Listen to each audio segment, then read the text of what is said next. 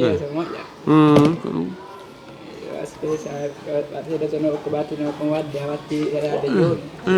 sansi moƴƴa sansa on tigi yita e piiji goo taw en he jakari ko tanami jokki ñande kam ɓe yeesi mi anda harat soodo komi soodino ɗo mi fuɗɗino ɗum ɗam mi waɗata ɓe defte ɗum jannino no noon tigi janngiro ko noon huliri dukkatano few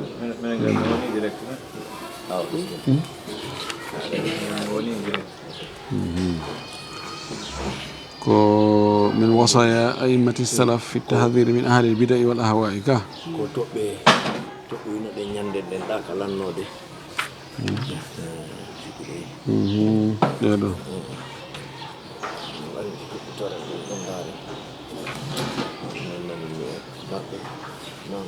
namsi namda mara la yewtal taw ka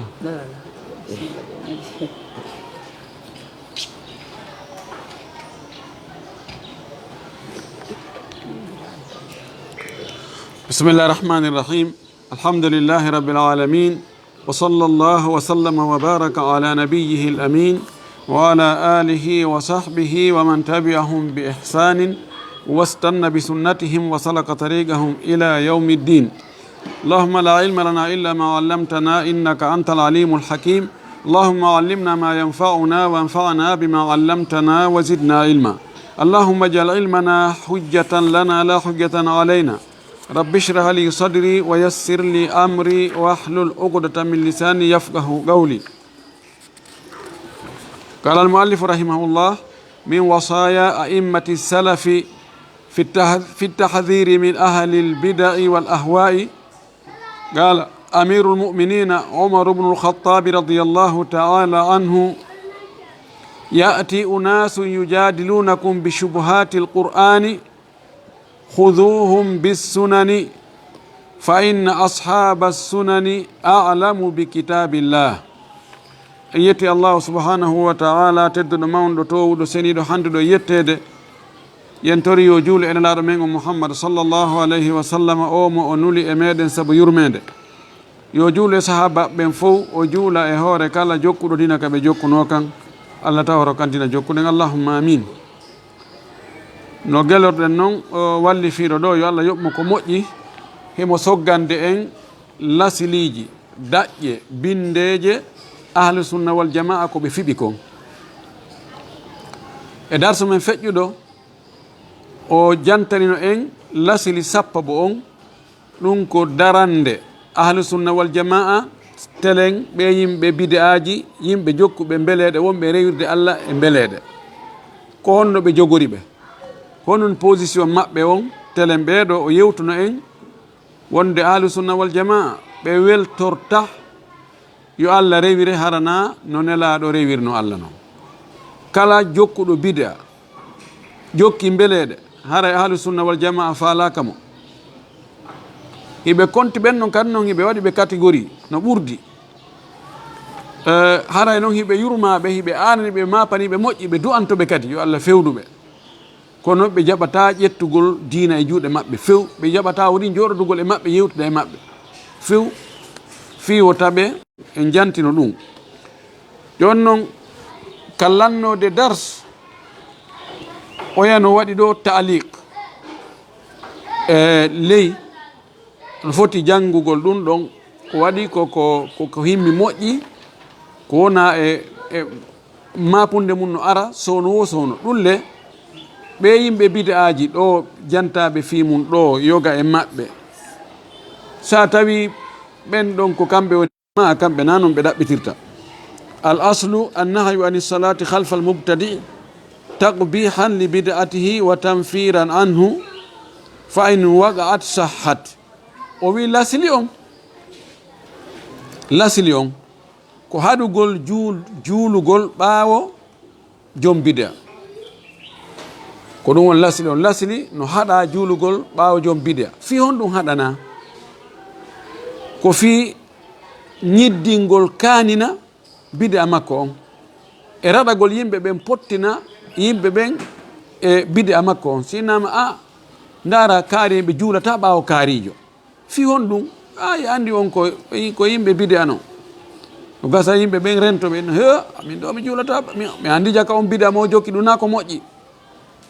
waɗa yimɓe ɓen iññina yimɓe ɓen pottitomo oyi fa in waga si tawi noon julde nden yani on tigi juuli ɓawa mo bidia on o wi sahhat julde nden sellay o wi hukmu tarki salati wattarahumi ala ahli lbiday ani ɗo ko juulugol ɓaawo makko wona yewtede ɓe mana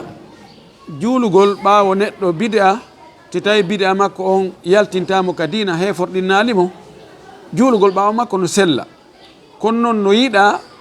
haraw tigi juulali ɓaawo makko few kono si ari o juulugol ɓaawo makko tawa ɓay feere ala kanko woni premier imamu ɗon o feƴƴi tawi sa juulali ɓaawo makko a heɓata juma a heɓata jama no sella ka juula ɓaawo makko julde mane nde sellay joni noon oɗo neɗɗo bidia si tawi o maayi en juulaymo en wiya yo Allah yurme mo ɗo kadi o addi o masala ɗo o wi inna man mata kafiran asliyan aw murtaddan an dinihi aw kafara bi bid'atihi wa uqimat alayhi alhujjatu bi aynihi fa innahu la tajuzu salatu wala tarahumu alayhi wa hadha mujmamu alayhi o wimo maayi ko o keferagal lasiliyankowal ha hande o wonali julɗo gila o jibina o ƴoƴi o hellifa ha ñande o maayi o wiyali ashhadu an la ilaha illa llahu wa ashhadu anna muhammadan rasulullah oɗo ma ɗum o wi'uno ɗum kono o murti fes o inni o yalti dina few o yalti o naatitali ha o maayi ɗiɗo tammo on ko waɗɗo jokkuɗo bid'a mo tawata bid'a mum on yaltinaymo dina o waaja o yeeta o wi o sali hujja darna e hoore makko a andi o bid'a ɗo ko yaltina goɗɗo dina o inni miɗo andi kono noon min ko ɗo ɗum ɗo mi mayata e muɗum ha o maayi ɓeɗo tato o wi ɓeɗo dagaki juulugol ɓe few dagaki toragol Allah yo Allah yurminɓe kadi few o wi ɗum ɗo no fottana kefeero lasilijo mo wonali julɗo few e wonnoɗo julɗo yalti murti fes wonti kefeero e mo jokki rewirɗo Allah bid'a on bid'a ɗon yaltinaymo diina heforɗinnaymo shirku mawɗo o waaja o yeeta o andina kono o sali fes ɓeɗo ɓe juulatake few o wi man mata asiyan aw mutalabbisan bi bid'atin la tukhrijuhu min ad-dini fa innahu yushra'u lil imami wa liman yugtada bihi min ahli al-ilmi tarku salati alayhi zajran linnasi wa tahdhiran lahum min ma'siyatihi wa bid'atihi wa la ya'ni tahrima dhalika 'ala al-jami' bal as-salatu alayhi wa ad-du'a'u lahu fardu kifayatin ma dama annahu lam yamut kafiran walam yusbih mimman yuhkamu alayhi bil khuludi fi nnar amma mo maayi ko yedduɗo Allah asin ko yedduɗo Allah imma mo yeddiri Allah yargol beere o maayi ko yarowo beere o maayi ko o jeenowo ma o maayi ko o wujjuɗo ma o maayi ko waɗɗo bakkatu njano ma himo wondi himo jillodiri e bid'a makko on himo wondi e bid'a o wuurdu e bid'a on ha o maaydi e bid'a on kono bid'a on yaltintamo diina o wi ɗo no lawɗinana almami on e ñentinteɓe ɓen jomiraɓe gande ɓen no lawɗinanaɓe no yiɗanaɓe yoɓe accu ɗon juulugol mo sabu honɗum sabu hulɓingol yimɓe ɓen e rentingol jokkoɓe sifa ɗum ɓen taɓe maayu e muɗum he andi hay kaari en ɓe juulano kaarijo de ɓe nanno ɗon kono ɓe yahi ɓe jaɓano juulude no gasa yimɓe rento kono ɗum ɗon holla wonde hara no harmi juulugol mo hara i luttuɓe yimɓe awamo yimɓe ni nalaniɓe yo ɓen ɗon juulumo ndaare tun joni awa woɓɓe goo ko juulamo yimɓe ɓe fayda ɓe heeda hay nokku woñuɓe kepiji muɗum yuppuɓe tuuɓe waɓe wayette soɓe tun inne joni yo ɓen ɗon awa yo ɓen ɗo juulumo e sukaɓe ekkiteɗo onon kadi kono ko yo juule nde wonno ñawaka wonde ko o lutteɗo ka yiite ko ni haray woni fi timmingol position ahlu sunna wal jamaa e ɓeeɗo yimɓe jokkuɓe e bide aji e mbeleɗe e gayni timmode ngal dambugal ɓaawo hande ɗo karama kojo on o addani en ɗo o wi yoga e wasiyeji almamiɓe salaf almamiɓe moƴƴuɓe attinoɓe karama koɓe kummaluɓe ahlu sunna wal jamaa wasiyeji ko ɓe wasiyi fi rentingol e ɓe yimɓe bide aji e yimɓe mbeleɗe mo addiri o konnguɗi labaɗi konnguɗi karama koɓe kummaluɓe ɓeɗo hino rentini no hajindi no haɗi fi ɓeɗo jokkugol ɗi bide aji e yimɓe bide aji ɓen o fuɗɗorɗo konngol saydna omar radiallahu taala anhu amirul muminin omar ibnu khatab radiallahu taala anhu saydna omar o maaki yati unasun yimɓe go aroye yujadilunakum hiɓe dukida e moɗon bi subhatil qur'an jilɓayeji wonɗi ka alqur'an ɓe addana on ayeje ka alqur'an tawa no waɗi jiɓiliɓi e majje honno ma'ana majje on o wi ko honno watton o wi huduhum nangireɓe bi sunani sunnaji ɗi alqur'an aray e manaji go ka ñawoje tawa wela andude ñawore nden ko be yiltoɗa ka sunna nelaɗo sallallah alih w sallam si wawa famude ñawore nden wano chia ɓe ƴettiri joni fi juulugol waktu fewdo ka faala o julde nden fewdo kaɓe faala o mooɓa ka nde faala lanca nde faala ƴettugo wonde alqur'ana no wi tun ñinnu julde ko alqur'ana men jokki tawib o wi dangireɓe sunnaji ɗin adde hadisaji ka sunna wonde julde be julde no mari waktu mum ko honto fuɗɗoto ko honto hattata o wi fa inna ashaba sunani tabiti wonde yimɓe sunnaji ɓen a alamu bi kitabillahi ko ɓe ɓuuri andude deftere allah nden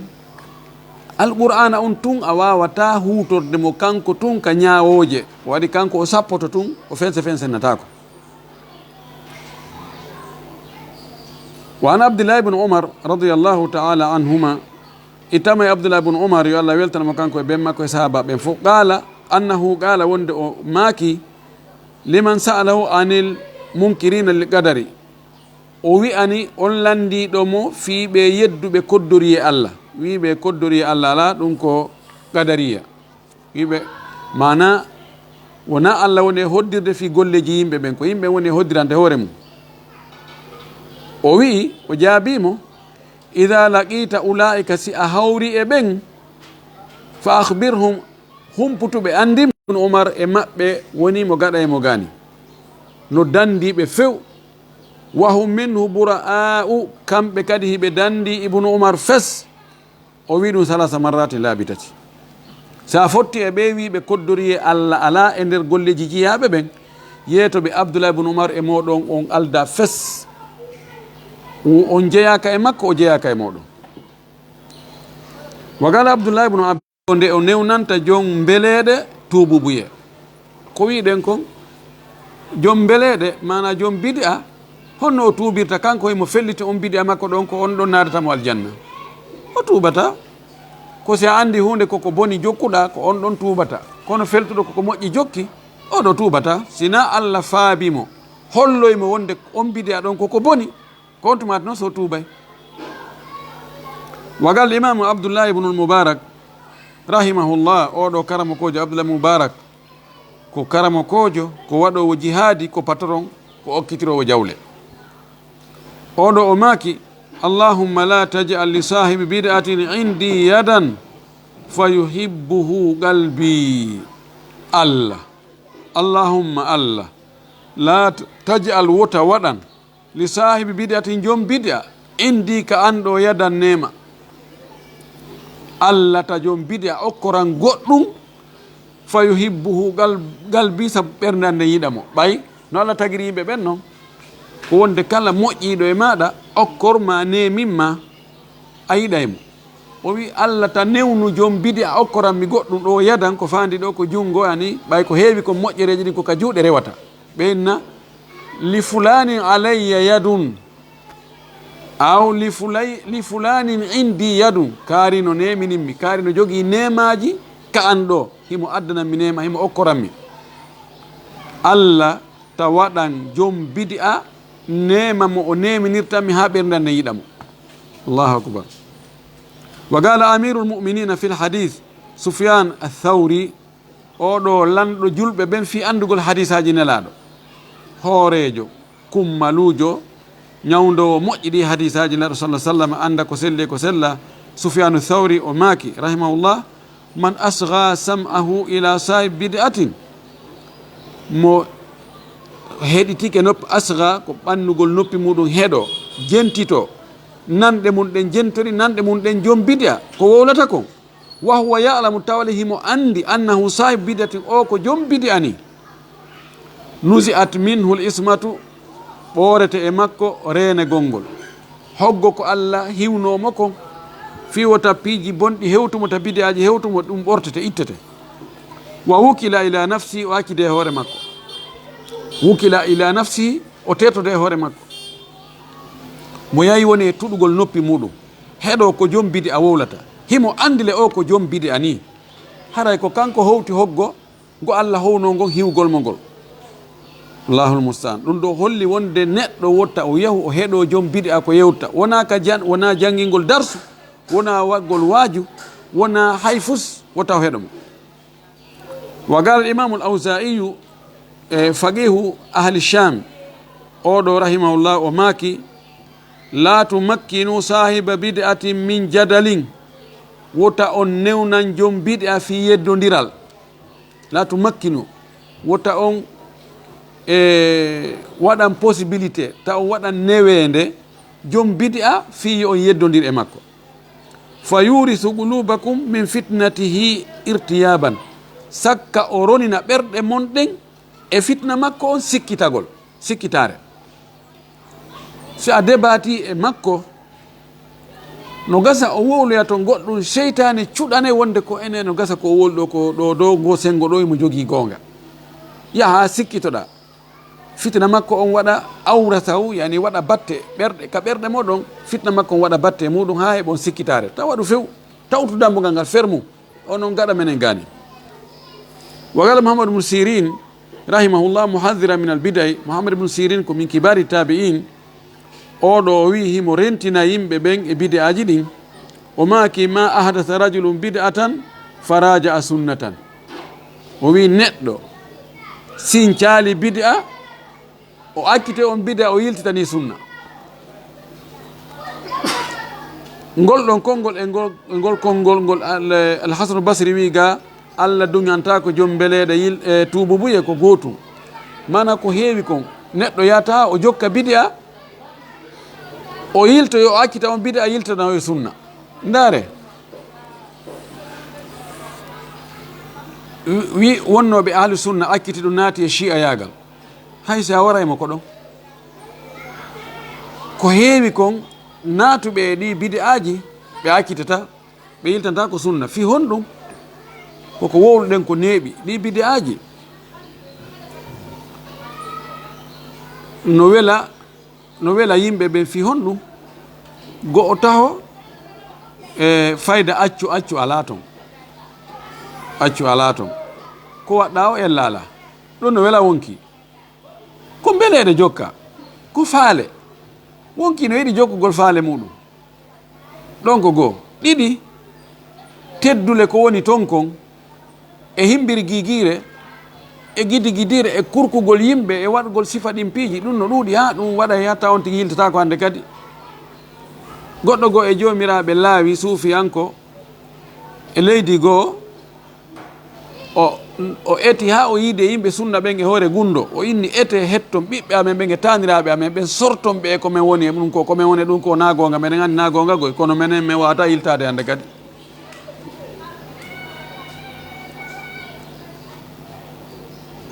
e tammum ɗum ɓure ko waɗa kon e muɗum fi baraji e ɗum a waɗa e ha ta on ti accitata hande kadi idan ko ɗum waɗi karahan tawat noon cheytane ara no wakkili no cuɗanamo ɗon no duñamo toon no ñoƴƴa na yo accutu no fanɗi ko ɓe Allah yiɗi ha o yiɗi ɓen ko ɓen ɗon yahata naata e ɗi bideyaji ha unto muta fes ƴawoya fes yiltito noon dartanoɗi kadi noon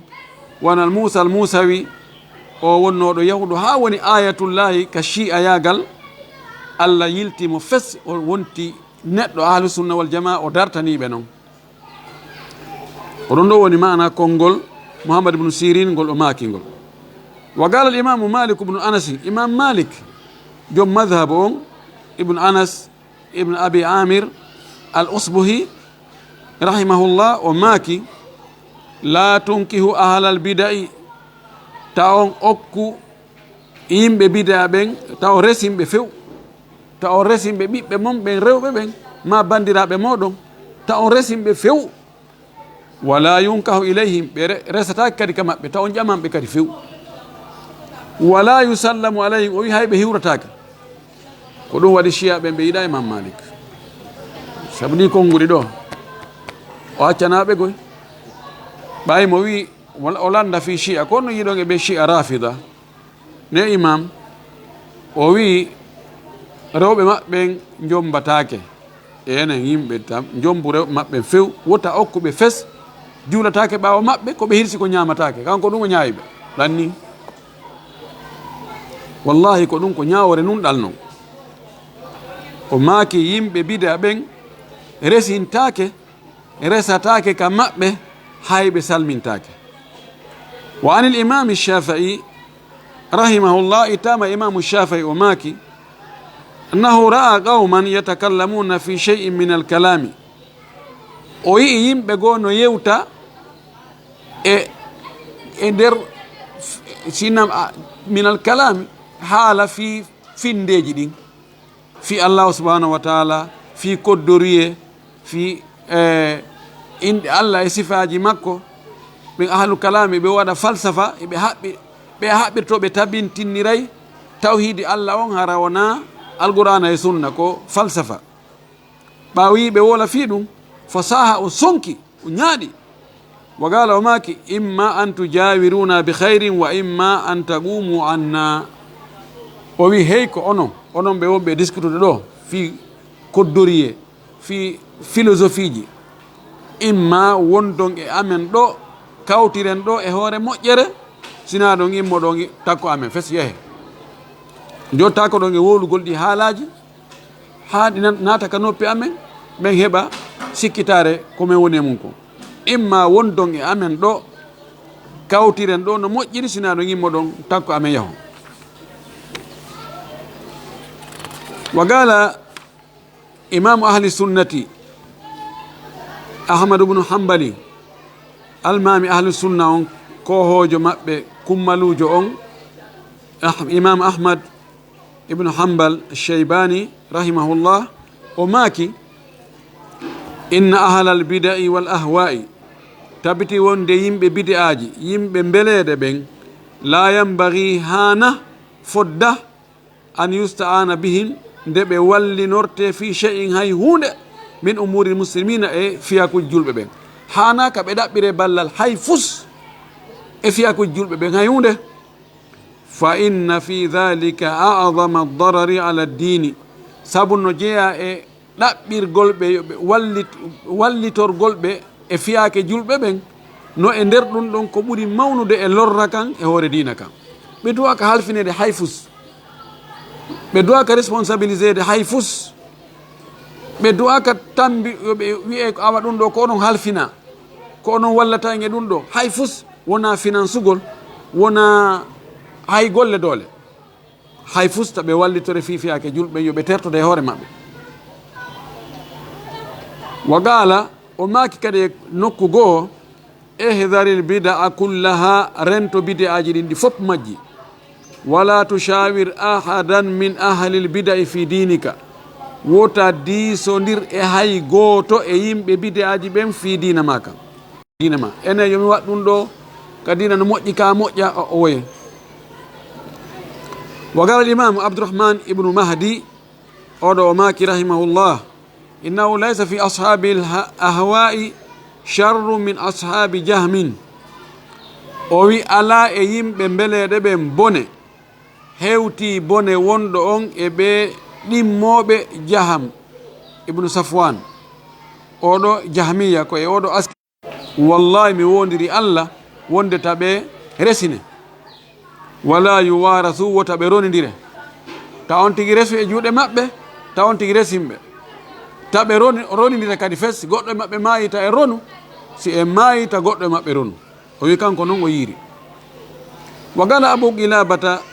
albasri rahimahullah oɗo karamakojo o maaki la tujalisu ahlal ahwa'i ta on jooɗode yimɓe mbeleɗe fa innakum no onon in lam tadkhulu fima dakhalu fihi si on jooɗode e maɓɓe hay si on naatali ko ɓe naati e mum kon kono labbasu alaykum ma ta'rifuna ɓe jillidirana on ko anduɗon kon sunna mo andunoɗon on diina selluka ko anduɗon kon ɓe jillidirana on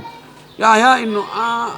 mi anda joni ko wonde nge mum ɗo ko e ko ɓe woni e mum ko honnuge muɗum woni ko ɓuri sellude kon hay si on naatu yaali toon few e ko ɓe woni kon kono no gasa sikkito ɗon ko wonɗon e mum kon haray tan a ari wa gala ayubu sikhtiyani oɗo ko e karama koɓe kummaɗuɓe sunna jeeya o maaki inna ahlal ahwa'i ahlu dalalatin yimɓe mbeleɗe ɓe ɗum ko yimɓe jokkuɓe mbeleɗe e bidi aji ɓe ko yimɓe majjere wala ara masirahum illa nnar min mi a battane maɓɓe sina ka yiite kala maɓɓe mayuɗo e hoore ɗum ɗon o tuubali allah yaafimo o reway ka yiite hay so luttoyali kono o reway o summo e ber bidi a makko on no mawniri o wa gala abu yusuf alqadi hada sahibu abi hanifa abu yusuf alqadi ɗimmojo abu hanifa on o maaki rahimahullah la usalli khalfa jahmiyin wala rafidiyin wala gadariyin o wi min mi juulata ɓaawo jeyaɗo e jahmiyankoɓɓen wona e ɓaawo shi'a rafidankoɓɓen wona e ɓe yedduɓe koddoriye ɓeɗo fof mi juulata ɓaawo maɓɓe la jasakallahu khayra ya aba yusuf allah yoɓe ko moƴƴi abou yusuf minen min simi heeɓi feere men watta few wa gala cheikhul islami abou ousmane ismail assabuni rahimahullah oɗo karamakojo l'islam o maaki wa alamatu ahli lbidai ala ahliha badiyatun zahiratun mandeji yimɓe bida ɓen ko ɓe anditirte ko mandeji maɓɓe ɗin e hoore yimɓe bida ɓen mandeji bida e hoore yimɓe bida ɓen no feeñi no yaltiti no weli andude wa azharu ayatihim wa alamatihim no jeeya ko ɓuri feeñude e mandeji maɓɓe e ko ɓe anditirte kon shiddatu muadatihim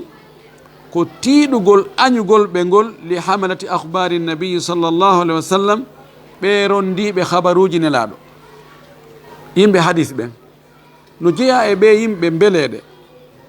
mande ko andirta oɗo ko yimɓe bidaji ɓen ni ko yimɓe jokkuɓe mbeleɗe ɓen ni no jeeya koɓe andirte hiɓe sattini ngaygu maɓɓe ngun ɓe hunjiɓe hadisaji ɓe falaka ɓe few ɗon ɗon koye hiɓɓodirta ko ñaari e dowru ko ɗum no jeeya koɓe antirte sa yi goɗɗo no yuwa wono imam maliki en yuwa imam ahmadou en yuwa soufiane thawri en yuwa imamul awsa'i en yuwa wono ɓe wonduɗen fewɗo yuwa cheikh l albani en o yuwa cheikh boune base en yuwa cheikh outhamine en ɓeɓe tawata ko hunjiɓe hadis anduɓe diina andu oɗo ko yimɓe ahwa yimɓe mbeleɗe yimɓe bidaji ɓe jeeya wahtigaruhum lahum eɓe hoyfingol foyguintinna fi ɓe hunjiɓe batteji nelaɗo makuji nelaɗo na no hunji hadis kono ko honɗum wa tasmiyatun e innugol ɓe inna ɓe hachawiyatun ɓe ko mawɓe tu hachawiya ko sakuji wa jahalata inna ko majjuɓe ɓe andaka ɓe hiɓe hunji mattunuji kono ɓe anda fus wo zahiriyata ma ene ko ɓe zahiriyankoɓe ƴettoɓe tun ko feeñi kamɓe ɓe darta manaji ɓe anda nder ko luggi wa mushabbihata ma ɓe ene ko ɓe nandinoɓe allah e tagore allah e ko tagi kon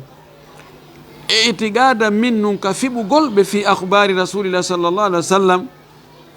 ka fiɓugol ɓe kamɓe wowloɓe ɗum ɗo ɓe e habaruji nelaɗo ɗin wonde anna hano ɗi habaruji nelaɗo bima azalin hiɗi woɗɗiti anil ilmi ga e gandal asru hiɗi pottodiri e gandal hiɗi folla gandal ngal wa anna al ilma wonde gandal ngal kamɓe koɓe konti ma yulqihi cheitanu ilayhim ko cheytanu woni bugade e maɓɓe kon min nataji uqulihim alfasidati wo ko woni e yaltinde ko jibinta kon ɗi haqqillaji maɓɓe bonɗi wa wasawisi sudurihimul mudlima e sowwonsinde ɓerɗe maɓɓe niɓɓutuɗe ɗen wallahi ka haala ko gonga ma ahlahu wa ma asdaqahu wallahi ko gonga o yiya joni yimɓe jokkuɓe ɗe mbeleɗe miɗo wadda e goɗɗo e misra mi yeehi toon mi poɗoni ɗon e goɗɗo karmakojo maɓɓe molanaɗo allah o inni he o woltumi addi hadis onon o ƴette ɗi hadis ati kono on anda ko woni nder toon o wi onon fof ko ta'khuduna al ahadith jaffatan on ƴetta hadis aji yorɗi yani on wujjataɗi nebban ha ɗaata on anda antum la tafhamuna al maani wala ta'rifuna al ilal wala ta'rifuna khabaya al khafaya fi al akhbar innama antum ta'khuduna dhawahiraha wa tukaffiruna an-nas wa tafalun woni ɗon woni antum yani as-salaf na'am yani aqidatum salima lakin ma inda ilm aqida maɓɓe no selli kono ɓe ala gandal kamɓe ko oni gandal ko philosophie ko falsafa koko addira haqqillaji ko miijita moƴƴina subhanallah ko haalɗo koko gonga wa gadi bayyana al imamu shafi'iyu hukma ahli al bida'i wal ahwa'i fi qawlihi gonɗi ɓangini imamu shafi'i ñawore yimɓe bid'aji ɓen yimɓe mbeleɗe ɓen ka konngol makko ka o maaki hukmi ñawore anden fi ashabil kalami e ɓe yimɓe haala yimɓe falsafa philosophie yimɓe bid'aji ñawore anden e maɓɓe an yudrabu ko nde ɓe pirete ɓe tappire bil jaridi baŋe tugi ma baŋe tamaro wa yuhmalu alal ibli ɓe ronde e geloɗi ɓe haɓɓe e geloɗi ɓe jindine wa yutafu bihim fil ashairi wal qabaili ɓe taarine ɓe jindine ka e gori yimɓe e ka leƴƴi yani kala ka wiya gorol kaariwol en ko ɗo ɓe hoɗi miside kaarire ɓe naɓe toon kadi ara ɓe joɗɗina hewre ngeloba awa ko kanko ni ko o woni noddowo e fedde hunde kaarire ɓe naɓe ɓe jindine ka jamaji ɗin woni toon ka gabilaji ɗin woni toon fiyo fof yo andu fay ɓen anda ko o he jaka ko o men nanano inde muɗum sukaɓen anda sonnaɓen anda fino ɓe wawa rentade o wi wa yugalu hada jazau man taraka alkitaba wassunnata wa akhadha fi lkalam o wi'ane noon awa ko ɗum ɗo woni joddi accuɗoɗo deftere allah nden e sunna nelaɗo on jokki haala philosophie ɗum ɗo woni joddi makko ndin mana o wirte o hersine fi makko yaltine o ɓanginane yimɓe ɓen fof fi makko ko o woni kaari do a taw tewto ko o wolata ko siko fewno ɗo ko yo waɗe ka médiaji yo yowe ka facebook ka twitter ko wowle fi makko awa dow taw tewto ko kaari wowlata ko ni eni ko ɗum o fiɓi ko chi'ajo ko ɗum ɗo imamu shafi'i o wi ko ɗum ɗo kanko woni ñawore makko nen e ɓeeɗo wa gala abu muhammadin al-husayn ibnu mas'ud ibnu al-farra al-baghawi imamu al-baghawi ko shafi'yankojo joomirawo defte walle fiiɗo moƴƴi o jogi sharhu sunna al-imam al-baghawi o maaki gadi mada sahabatu feƴƴino sahaba ɓen wattabi'una e heeduɓe ɗon ɓen wa atba'ahum e jokkuɓe ɓen ɗon kadi wa ulama'u sunnati e karamakoɓe sunna ɓen ɓeɗo rewi ɓe feƴƴi ɓe tabintinni ala muadati ahlil bida'i e añugol e yimɓe bida'aji ɓen wa muhajaratihim e taƴodirgol e maɓɓe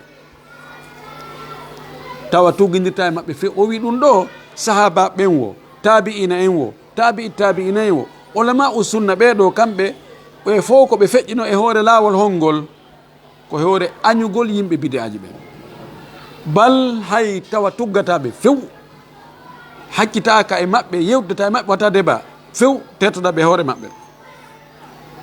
وقد نقل الإمام إسماعيل الصابوني في كتابه القيم أو كرمكو جدوغاي مولنو وعدينو مدوغا ويودو كرمكو جو ويمتو دوغا ويمكو أبو عثمان إسماعيل الصابوني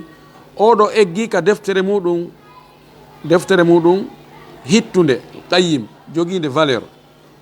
hono nde wiyete ko aqidatu salafi ashabil hadith finde attino ɓen yimɓe hadisaji ɓen o eggi e nden deftere makko ɗon ijma ahli sunnati fottagol yimɓe sunna ɓen ala wujubi qahri ahlil bida'i e waɗɗagol fo ñoƴƴugol ñoƴƴira doole ɓe yimɓe bida'aji wa idlalin e hoynugol ɓe hoyfina ɓe jasina ɓe wonde yimɓe sunna ɓe fop no fottani wonde ɓe yimɓe bida'aji si ɓe wajama ɓe jaɓali fes ɓe wonnodugol e bida'aji ɗi ko yoɓe ñoƴƴe qahar ko folugol ɓe fiwata yoɓe taɓe tetta ɗon ɓe saka poson maɓɓe on hakkude yimɓe ɓe ko yoɓe hoyne yoɓe jasine kadi faqala rahimahullah bada an sarada aqwalahum o wi yo Allah yurmimo ɓaawo o soggi konguɗi ɓe karamakoɓe attinoɓe ɓurde ka sahabaɓe ha ka tabine e position maɓɓe on tene yimɓe ɓe bid'aɓe o wi'i wa hadihi l jumalu ɗe moɓe ɗo allati ɗen uthbitu ha ɗe mi woni e tabintinde fi hadha l juz'i e o juzu ɗo nde deftere ɗo jumal ko haalaji moɓidiraɗi ɗi konguɗi moɓidiraɗi ɗi mi woni e tabintinde e o juzu ɗo e mujalladu ɗo kanat ɗum ɗo wonino mu'tagada jami'ihim ko ɗum ɗo wonno finde ɓe foppu maɓɓe lam yukhalif lundaki fiha e ɗum ɗo nde finde ɗo ba'duhum ba'dan yoga e maɓɓe yoga ɓe yeddodirali ɓe lutodirali few bal accu ajma'u ɓe fottani alayha e nde finde ɗo kulliha nde fop mayre wattafagu ɓe fotti ma dhalika wondude e ɗum ɗo alal qawli e konngol bi qahari ahlil bida'i forsugol doola jasina yimɓe bida'aji ɓen wa idlalihim e hoynugol ɓe hoyfina ɓe wa ihza'ihim e hersingol ɓe wa ibadin e woɗɗintingol ɓe wa iqsa'ihim e pottingol ɓe fayin ibadi pottingol ɓe iqsa'ihim woɗɗintingol ɓe aqsahu woɗɗintingol ɓe wattaba'udi anhum e woɗɗitagol ɓe kamɓe kadi woɗɗintinna ɓe woɗɗitoɓe wa min musahabatin e wondugol e maɓɓe woɗɗito wondugol e maɓɓe wa mu'asharatin e wurdugol e maɓɓe wa taqarrubi ila llahi e ɓattorgol Allah bi mujanabatihim woɗɗitagol ɓe wa muhajaratihim e taƴodirgol e maɓɓe ɓeɗo karamakoɓe o wi fof ahlu sunna wal jama no fottani ɗum ɗo wonde ɓe yimɓe bid'aji ɗo ko ni woni position télé maɓɓe wonde nayiɓe jonde doole few koyeɓe jasine koyeɓe hersine koyeɓe woɗɗintinne koyeɓe woɗɗite koyo on tigui ɓattor Allah fi pottitagol ɓe fi taƴagol ɓe fes mi taƴorima fi Allah mi tuggatama fi Allah a ɓattike Allah sa pottike gaño Allah tun harani Allah o weldi taban ɗum ɗo ko ɓaawo waajagol ɓe laaɓana ɓe reedu ɓe salo ɓe darto fes ɓe inna menen ɗum ɗo ko ɗo min mayata si tawi woni nafata fes ande kadi ko ɗum ko ya pottitoɓe joni noon ko etagol fi harata tooke maɓɓe on hewtoye jama on ko ɓe ɓe wirte ko ɓe ɓe feññinane be feññine findeji maɓɓe ɗin ellaji maɓɓe ɗin وقال الإمام ابن عبد البر رحمه الله في كتابه القيم التمهيد أودو الماميجو ابن عبد البر وماكي كدفتر ماكو كل دونde deftere hitno wi at-tamhid deftere andade ko muwatta wadi sharh kono Allahu akbar ma ahlahu o maki ajma al ulama'u karamako ben fo fottani ala annahu wonde ko hani kon la yajuzu daganaki lil muslimi wonande juldo an yahjura nde o tajoto akhahu siddo makko juldo fawga thalathin ko ɓuri jemmaji tati illa an yakuna sinahara o woni ka taƴagol oɗo yakhafu yimo hula min mukalamati e yewtudugol e oɗo siɗɗo makko ka dina wasilatihi e jokkodirgol e makko himo huli ma yufsidu alayhi dinahu ko bonnatamo dina makko kam aw yuwallidu bihi ala nafsihi madarratan ma jibinay sabu jokkodirgol e makko yewtuda e makko jibinay e hoore makko ɗo lorra fi dinihi ka dina makko aw duniyahuma ka aduna makko fa in kana kadhalika si tawi ɗum wondiri ko noon faqad rakhasa lahu haray waɗowo sharia o newnanimo mujanabatahu woɗɗitagol oɗo siɗɗo makko wa rubba sarmin jamilin khayrum min mukhalatati mu'dhiyatin no wawi taƴodirgol no labira ɗum ɓuri moƴƴude edi jillodirgol lorraygol taƴodirgol rubba saramahu ko taƴugol fa sarmun jamil no wawi taƴodirgol e hoore no moƴƴiri hara ko ɗum ɓuri moƴƴude ɓuri labede edi jillodirgol kono tawa ɗum lorray to man neɗɗo lorragol ka dina makko ɗum ɗo ɓuri hulɓinade edi o lorragol fi aduna makko o ɗo ibne abdul barri ko ni o ñawiri o wi karama ko ɓen no fottani wonde julɗo on dagaki ka o taƴo julɗo siɗɗo makko ɓuri balɗe tati sina hara o huuli yewtudugol e o ta ɗum bonnanmo dina makko kam ma jokkodirgol e makko ta ɗum bonnanmo dina makko kam ma ta ɗum jibinanmo ka wonki makko ɗon ko lorratamo ka dina ma ka aduna makko si tawi ko noon hara e newnama yoɓe taƴodir fes en torki Allah subhanahu wa taala Allah waɗu en jokkodiroɓe yimɓe moƴƴuɓe ɓen yimɓe tawhidi ɓen taƴodiroɓe yimɓe bomɓe ɓen Allah tabinten en hoore finde sellude o waɗa e moƴƴuɓe moƴƴinayɓe kadi ɓeɓe fewali jomiraɓe ɗi belaɗeji e bidi aji e laawi sincaɗi si Allah no andi e koddori e makko attiɗo on wonde ɓe fewa yo Allah fewnuɓe yo Allah yurmiɓe fewnaɓe si tawi mo andi noon e koddori e makko ɓe fewata few ta Allah okkuɓe doole yo Allah woɗɗinɓe julɓe ɓen Allah woɗɗinɓe lorrugol julɓe ɓen kala kaɓe wawi wonde Allah faami en dina kam faamu selluɗo o arsika en kadi gollitirgol ko faamuɗen ko o jaɓana en ko golluɗen ko wa akhiru dawana alhamdulillah rabbil alamin wa sallallahu wa sallam wa baraka ala nabiyyihi al amin